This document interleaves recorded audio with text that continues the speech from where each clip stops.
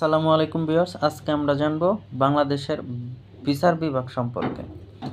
বাংলাদেশের সর্বোচ্চ আদালত সুপ্রিম কোর্ট ডিভিশন কটি ও কি? দুইটি। High court division, appellate division. Appeal বিভাগের বর্তমান বিচারকের সংখ্যা 7 জন।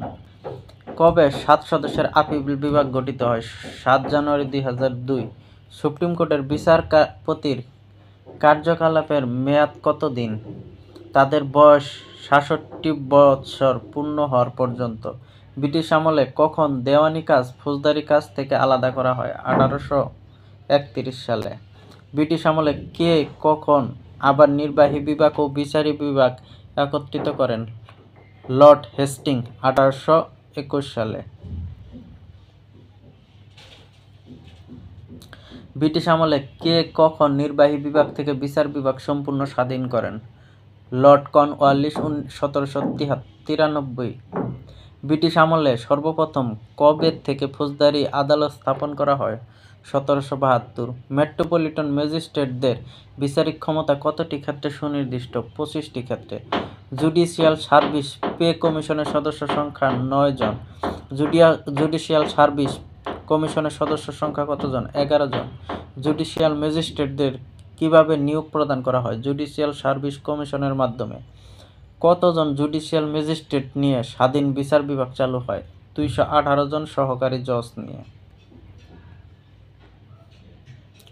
স্বাধীন বিচার বিভাগ করতে কতটি জুডিশিয়াল ম্যাজিস্ট্রেট সৃষ্টি করতে হয়? ৬৫৫।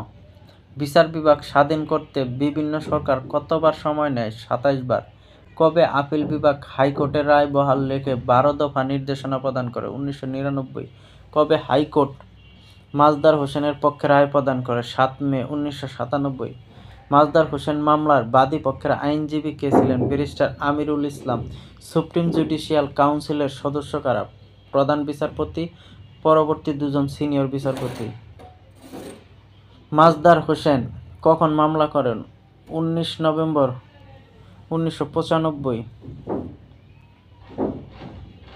বিচার বিভাগ স্বাধীন করতে কে মামলা করেন? মাজদার হোসেন সহ ৪৪০ জন বিচারক।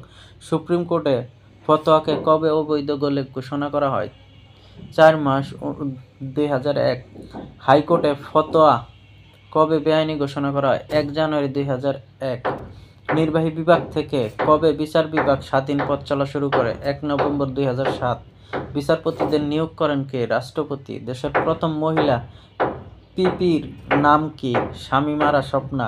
দেশের প্রথম মহিলা অস্থায়ী বিচারপতির নাম নাজমুন আরা সুলতানা। বাংলাদেশের প্রথম অন্ধ পাবলিক প্রসিকিউটর পিপি কে? অ্যাডভোকেট খাদেমুল ইসলাম।